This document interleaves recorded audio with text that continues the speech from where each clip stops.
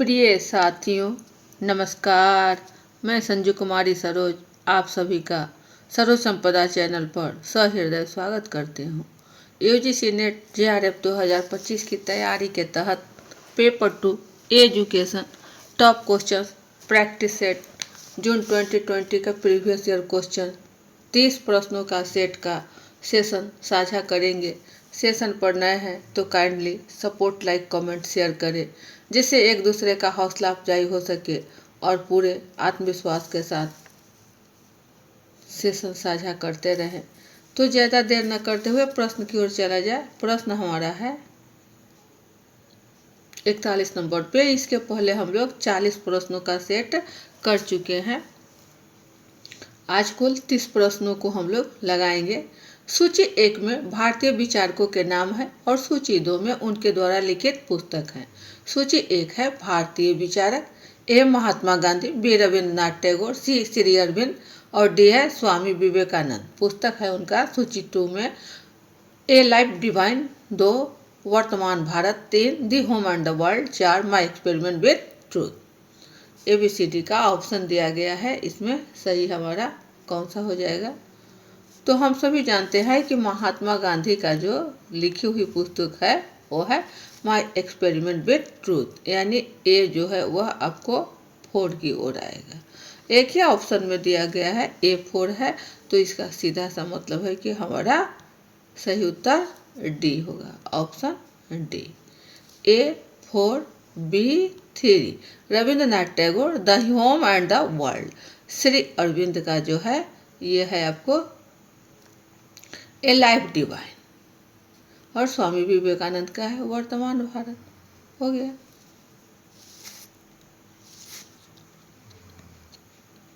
सही आंसर का मिलान है।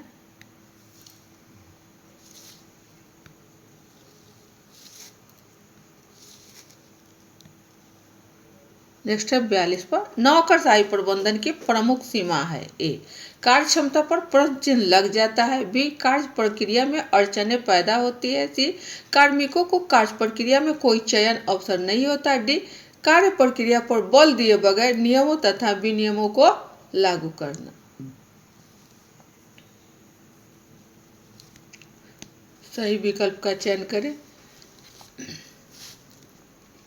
नौकरशाही जो है यह आपको मैक्स वेबर के सिद्धांत पर आधारित है।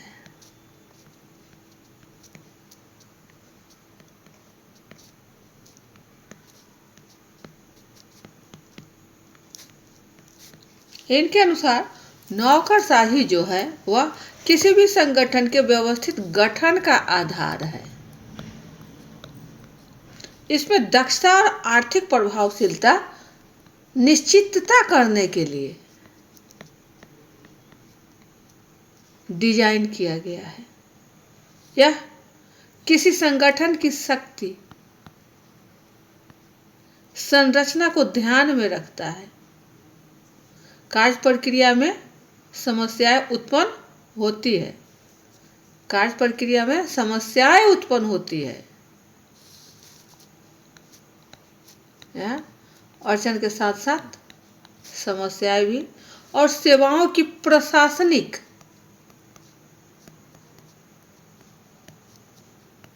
एवं प्रबंधकीय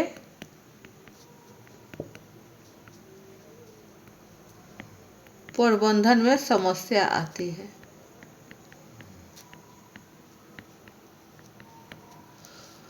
प्रशासन एवं प्रबंधन ये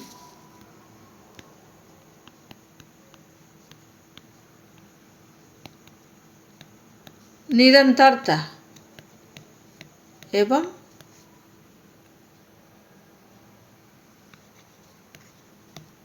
परिवर्तन का प्रावधान।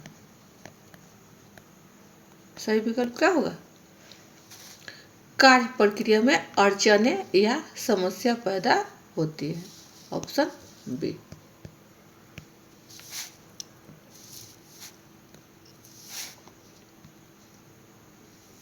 सही आंसर का मिलान है।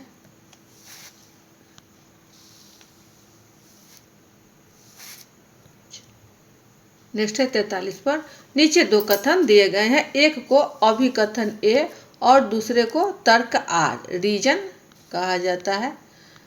अभिकथन ए है, जिन परीक्षणों में अधिक पद होते हैं उनकी विश्वसनीयता अधिक होती है। तर्क यानी रीजन है, प्रत्येक प्रशिक्षण पद परीक्षण की विश्वसनीयता को बढ़ाता है। ऑप्शन आपको दिया गया है, एसर्शन और रीजन दोनों सही है और रीजन एक ही एसर्शन की सही व्याख्या है। इसमें सही विकल्प क्या हो जाएगा ABCD में?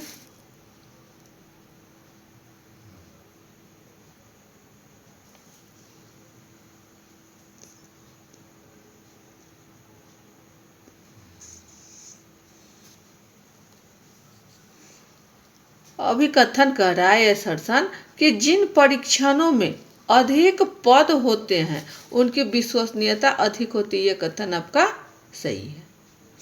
रीजन कह रहा है तर्क कि प्रत्येक प्रशिक्षण पद परीक्षण की विश्वसनीयता को बढ़ाता है। प्रत्येक यानी सभी परीक्षण पद, ये होना चाहिए आपका प्रशिक्षण। तो यह ऐसा उपयुक्त नहीं है कि सभी जो है वह विश्वसनीयता को ही बढ़ाए, यानी एसर्शन जो है सही है और रीजन आपका गलत है। सही क्या हो जाएगा? Option C. ए सही है लेकिन आर सही नहीं है। सही आंसर का मिलान है।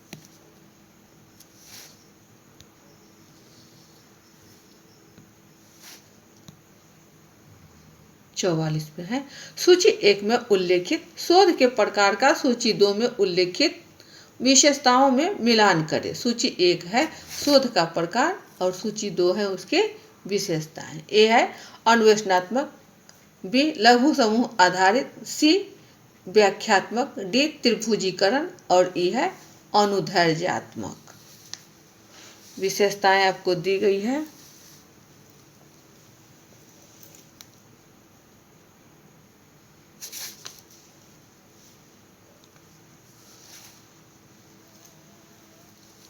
अन्वेषणात्मक, कहीं ना कहीं हमें अन्वेषण करने की बातें बताई जा रही है। तो इसका क्या होगा आपको कि सर्वप्रथम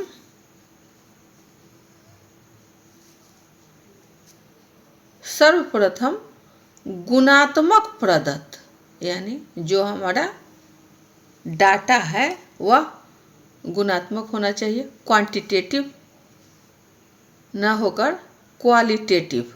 यह क्वालिटेटिव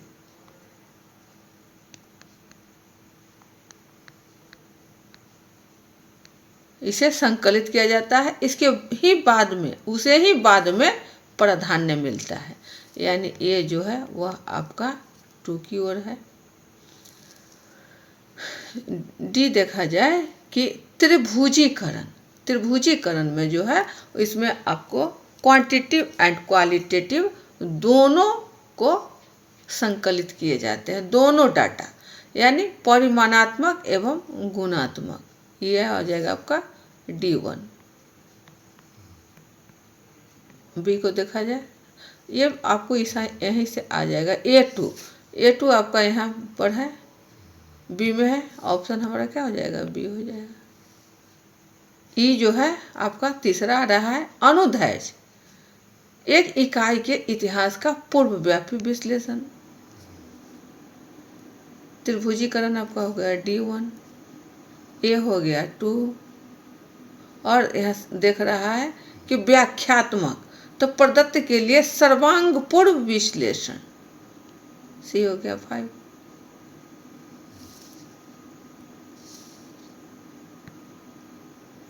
सही आंसर का मिलान है बी।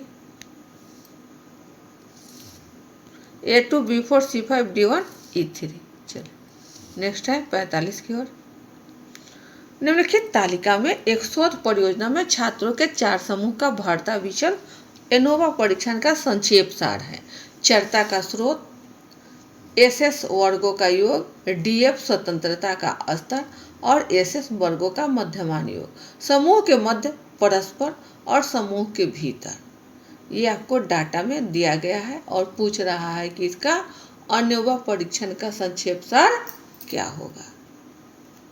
इसमें आपको ABCD का ऑप्शन दिया गया है, सही ऑप्शन हमारा क्या होगा।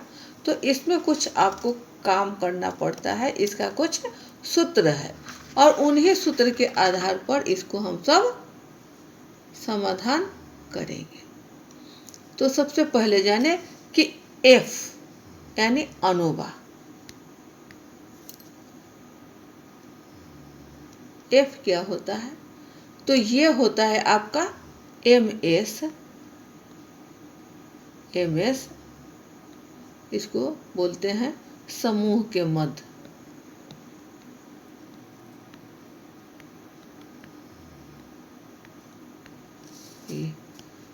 समूह के मध्य बटे MS बटे MS समूह के भीतर।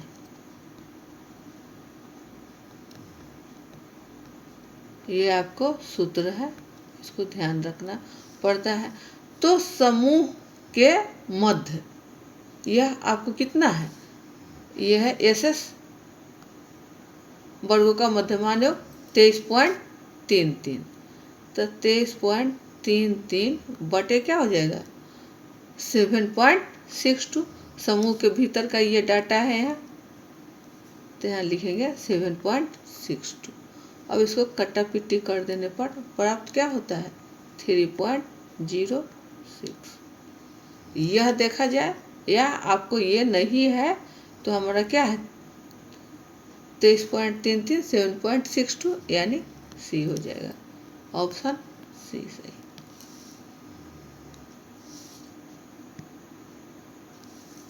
सही आंसर का मिलान है।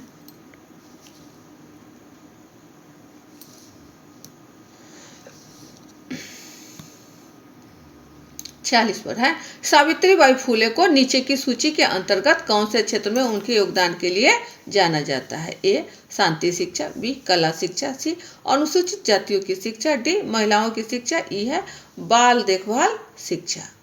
कोई दो कथन को ही चयन करना है कि सावित्रीबाई फुले के द्वारा कौन कौन से कार्य क्षेत्र में उन्हें योगदान के लिए जाना जाता है।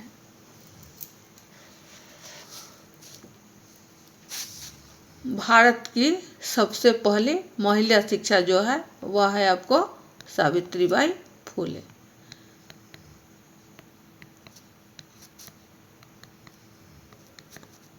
ये ज्योतिबा फुले की पत्नी थी।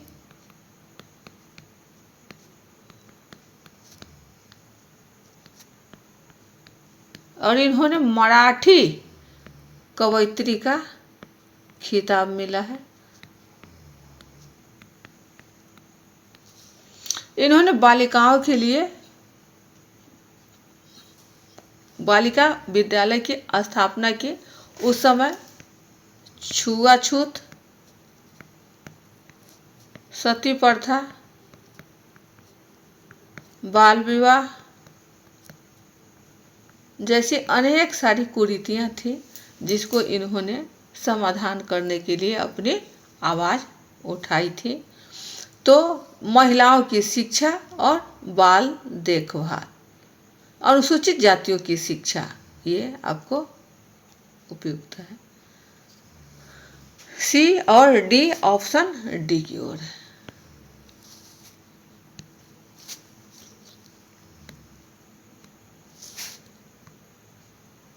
सही आंसर का मिलान है।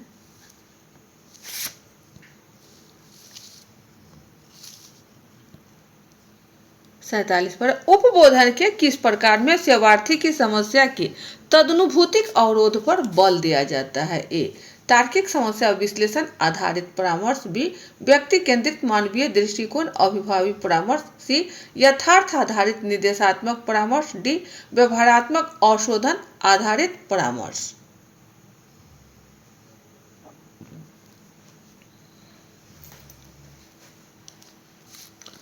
क्या होगा सही हमारा। तो उपबोधन जो यह हमारा परामर्श है या इसे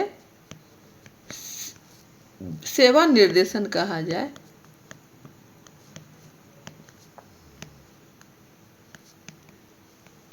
यह एक महत्वपूर्ण एवं प्राचीन कार्य है इसमें शिक्षक एवं छात्र ये दोनों के बीच जो संबंध स्थापित होता है उसमें समस्याओं को समाधान किया जाता है। जब छात्र किशोरावस्था में होते हैं तो उनकी समस्याएं कुछ बढ़ जाती है, साथ ही उनकी आवश्यकता भी बढ़ जाती है, इससे कुछ अड़चनें आने लगती है। तब शिक्षक द्वारा उन्हें शैक्षिक व्यवसाय जो व्यक्तिगत विकास या समायोजन दोनों में मदद देता है, सहायता प्रदान करता है। शरणार्थी की समस्या के लिए जो भी मानवीय दृष्टिकोण लगाए जाते हैं वह हमारा अभिभावी परामर्श के अंतर्गत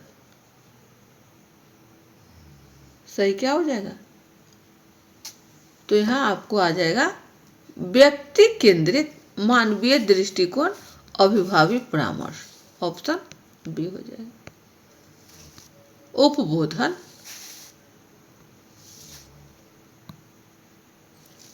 सही आंसर का मिलान है।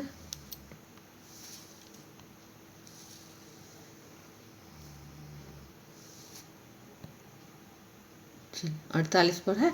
निम्नलिखित दो कथन है। कथन एक है जैसे जैसे अल्फा स्तर अधिक कठोर अर्थात 0.05 से 0.01 होता है सांख्यिकीय परीक्षण की शक्ति में न्यूनता आती है। कथन दो है अनिर्देशात्मक परिकल्पना के सापेक्ष निर्देशात्मक कल्पना अधिक शक्ति की ओर अग्रसर होती है।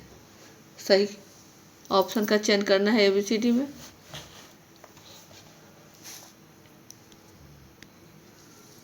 तो कथन एक कह रहा है कि जैसे जैसे अल्फा स्तर अधिक कठोर अर्थात यह जो है आपको 0.05 से 0.01 सांख्यिकीय परीक्षण की शक्ति में न्यूनता होती है।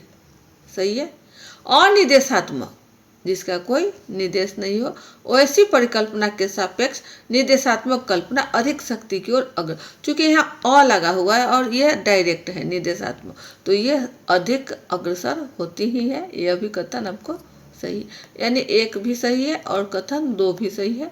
ऑप्शन क्या हो जाएगा, ए हो जाएगा।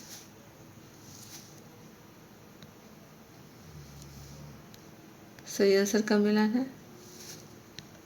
कथन एक और दो दोनों सही। 49 पर है ब्रांड विकसित करने और विपणन को बढ़ाने पर निम्नलिखित में से किसके द्वारा जोर दिया गया है। ए प्रणाली विश्लेषण सिद्धांत, बी संकेत सिद्धांत, सी तार्किक चयन का सिद्धांत, डी है मानव पूंजी सिद्धांत। क्या होगा इसमें सही, तो ब्रांड विकसित और विपणन माने मार्केटिंग को बढ़ाने के लिए संकेत सिद्धांत, ये आपको बल दिया गया है। ऑप्शन बी हो जाएगा।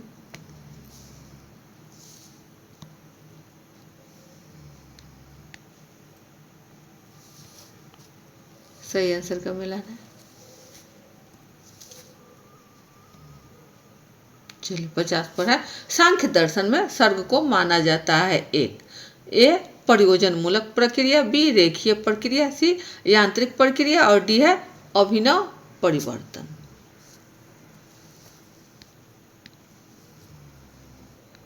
महर्षि कपिल जो सांख्य दर्शन के प्रवर्तक थे और इन्होंने ही सांख्य जैसे संख्या शब्द से सांख्यकारिका को लिखा। सांख्यकारिका एक ग्रंथ है और इसमें उन्होंने कई सर्ग को प्रक्रिया माना। इन्होंने ही प्रकृति और पुरुष को समझा। प्रकृति जो है इसको इन्होंने तीन में सतो, रजो और तमो, इन तीनों को जो प्रकृति का गुण है इसे साम्य अवस्था माना जाता है। यह अंगभूत तत्व है।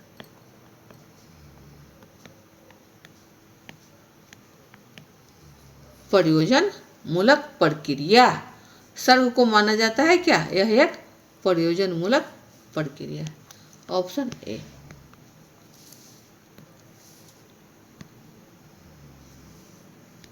सही आंसर का मिलान है।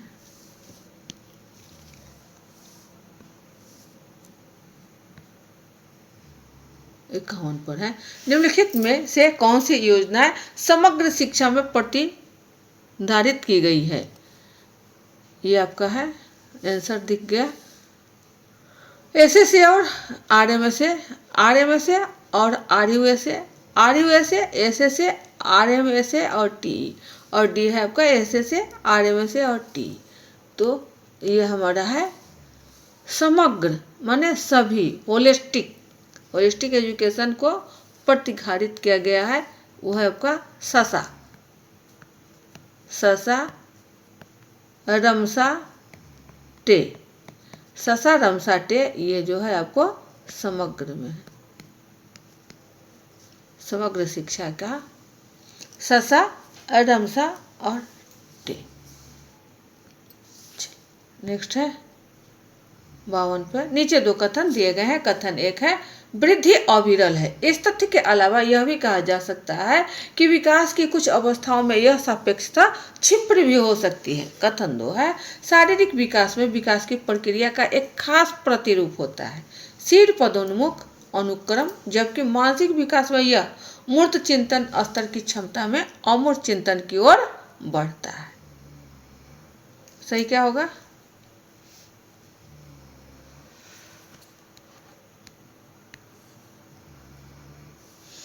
वृद्धि अविरल है। इस तथ्य के अलावा, इस वृद्धि तो अविरल है, यह सही है। इसके अलावा भी कहा जा सकता है कि विकास की कुछ अवस्थाओं में सापेक्षता या क्षिप्र भी हो सकती है। यह कथन सही है। शारीरिक विकास में विकास की प्रक्रिया का एक खास प्रतिरूप होता है, शीघ्र पदोन्मुख अनुक्रम, जबकि मानसिक विकास में ये पहले सिर का विकास, उसके बाद ही पदोन्मुख अनुक्रम, ये शारीरिक विकास के अंतर्गत है। वहीं मानसिक विकास के अंतर्गत मूर्त से अमूर्त, जो हम किसी चीज को देखकर अमूर्त चिंतन की ओर बढ़ते हैं। जैसे कलम है, कलम को देख लेने के बाद इस पर ध्यान लगाते हैं कि कलम से क्या होता है, तो लिखा जाता है। कलम में इंक होता है, नीब होता है, या कलम में रिफिल वाली है तो उसमें भी फाउंटेन पेन या डॉट पेन, अलग अलग प्रकार के, उसको देखकर कल्पना की जाती है। तो यह चिंतन, यह भी कथन आपका सही है। यानी कथन एक सही है और कथन दो सही है। ऑप्शन क्या हो जाएगा? ए।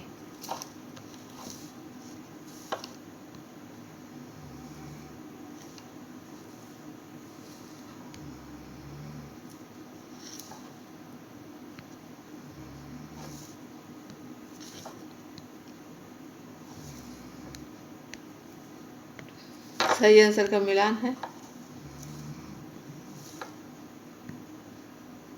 चलिए 53 पर है, मानव पूंजी सिद्धांत में निम्नलिखित में से किन पर जोर दिया गया है? ए कर्मचारियों की सुरक्षा, बी कर्मचारियों की अभिप्रेरणा, सी कर्मचारियों की सेवारत शिक्षा, और डी है कर्मचारियों की भर्ती।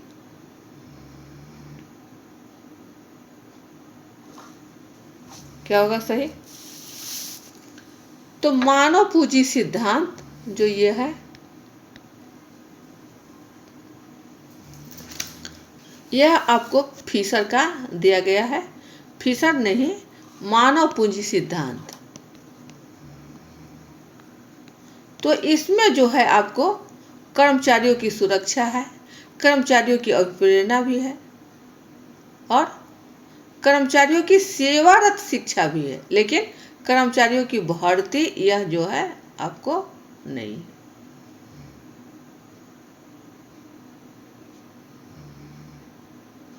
इसमें आपको कर्मचारियों की भर्ती नहीं है।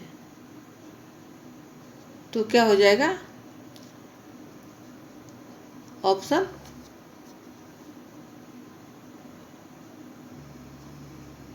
यहाँ एक और छूट रहा है, ई जो है वो कर्मचारियों की सुरक्षा, कर्मचारियों की अभिप्रेरण, कर्मचारियों, यह सी आपको एक और आएगा, ये सी में है शिक्षा पर निवेश।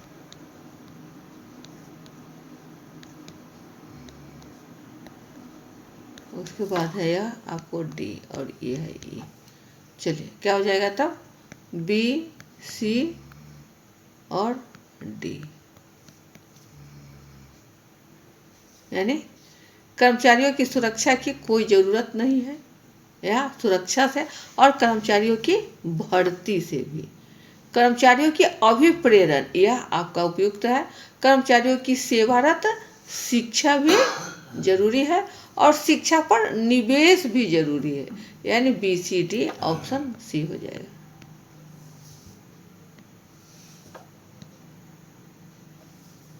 सही आंसर का मिलान है।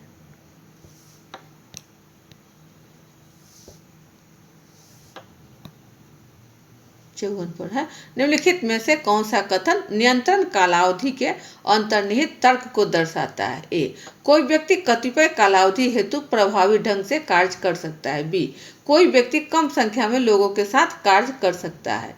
सी, कोई व्यक्ति प्रभावी रूप से कार्य करने हेतु लोगों का लघु समूह बना सकता है। डी, कोई व्यक्ति लोगों के बड़े समूह को नियंत्रित कर सकता है। क्या होगा? नियंत्रण कालावधि कह रहा है, नियंत्रण, तो कोई व्यक्ति प्रभावी रूप से कार्य करने हेतु लोगों का लघु समूह बना सकता है, समूह में। ऑप्शन सी हो जाएगा।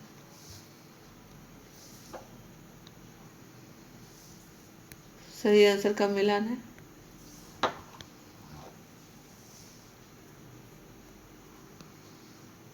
चल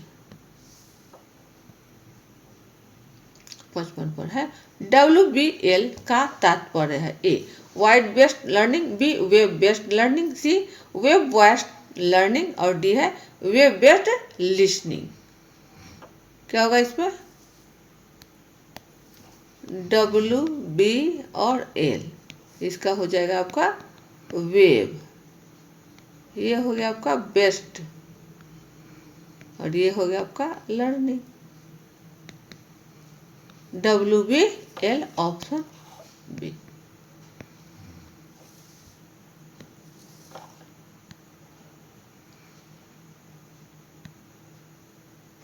सही आंसर का मिलान है।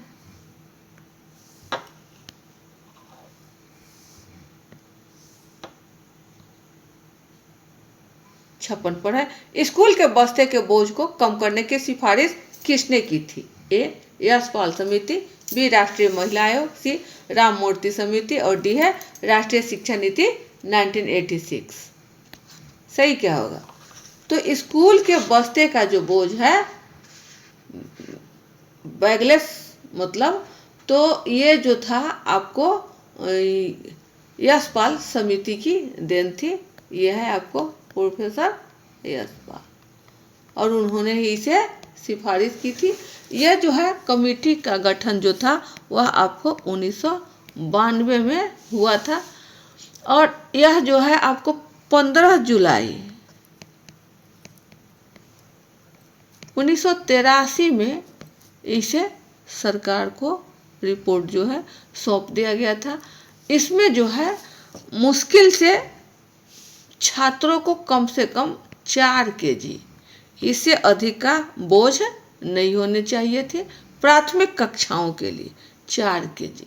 और यह बातें जो थी, जो स्कूली बस्ते के बोझ यानी जो है वह छात्रों को ज़्यादा से ज़्यादा स्वतंत्रता रहे कि हम पढ़ाई नहीं कर रहे हैं, अपने आप में मस्त है, वह इस चीज़ को समझ सके।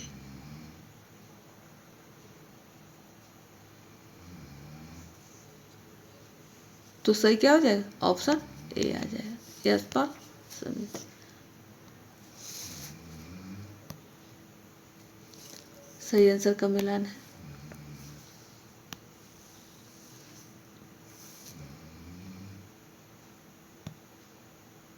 57 पर है।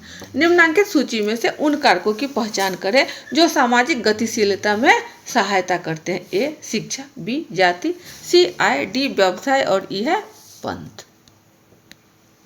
क्या होगा?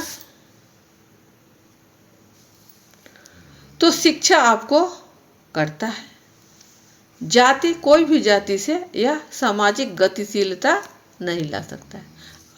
आय भी करता है, ए हो गया, सी हो गया, और व्यवसाय भी करता है यानी डी भी हो गया। ए सी डी ऑप्शन डी के। पंथ हमें सामाजिक गतिशीलता नहीं प्रदान कर। सही आंसर का मिलान है।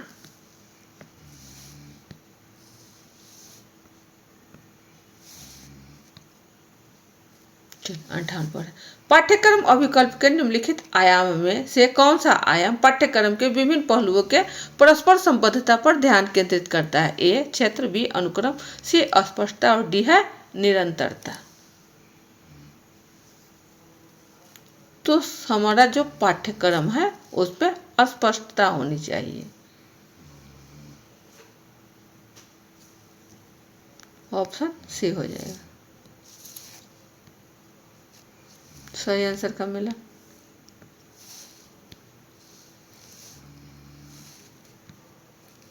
नेक्स्ट है 59 पर। सूची 1 से आईपीपी मूल्यांकन के प्रकारों पर बनी है, जबकि सूची 2 इन मूल्यांकनों के माध्यम से प्राप्त किए जाने वाले उद्देश्यों से बनी है। सूची 1 में है संदर्भ मूल्यांकन, बी है आगत मूल्यांकन, सी है प्रक्रिया मूल्यांकन और डी है उत्पाद मूल्यांकन। सही क्या हो जाएगा?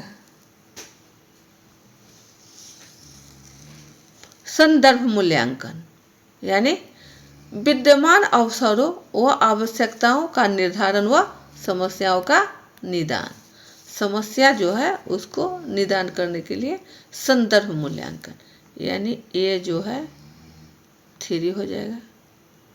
A3 एक ही में है, बी हो गया। D2 है उत्पाद मूल्यांकन, प्राप्त किए गए उद्देश्यों और समावेशित अंतर्वस्तु से संबंधित सूचना को संप्रेषित करना।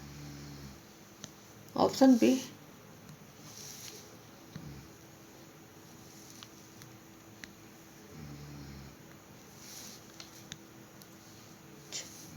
नेक्स्ट क्वेश्चन 60 की ओर है। निम्नलिखित में से किन कथनों में मानसिक स्वास्थ्य विज्ञान का वर्णन किया गया है? ए मानसिक विकारों की रोकथाम, बी व्यक्ति और समूह के मानसिक स्वास्थ्य का संरक्षण, सी व्यक्ति की सुरक्षा और स्वाभिमान संबंधी आवश्यकताओं की संतुष्टि, डी मानसिक अस्वस्थता के उपचार के लिए चिकित्सीय उपाय का अन्वेषण और उपयोग, ई समूह में अंतर्व्यक्तिक संबंधों को प्रोत्साहन देना। सही क्या होगा?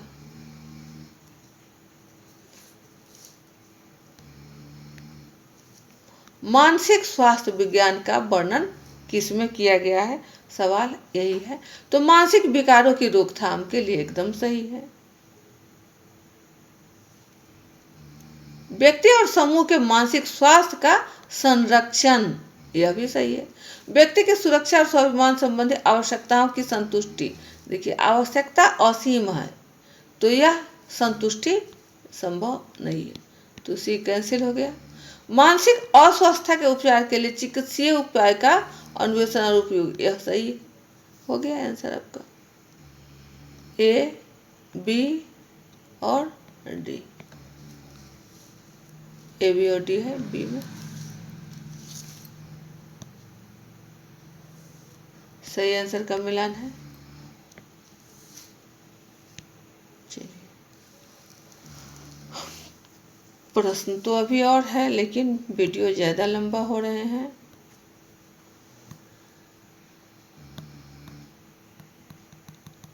बहुत सारे हैं प्रश्न।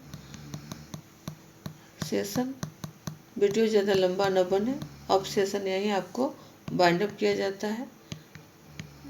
नेक्स्ट में हम सब पुनः अच्छे अच्छे प्रश्नों को इसके साथ समायोजित कर साझा करेंगे। सेशन पढ़ना है तो kindly support, like, comment, share करें जिससे एक दूसरे का हौसला अफजाई हो सके। तो सेशन यहीं बाइंड अप किया जाता है। तब तक के लिए जय हिंद, वंदे मातरम।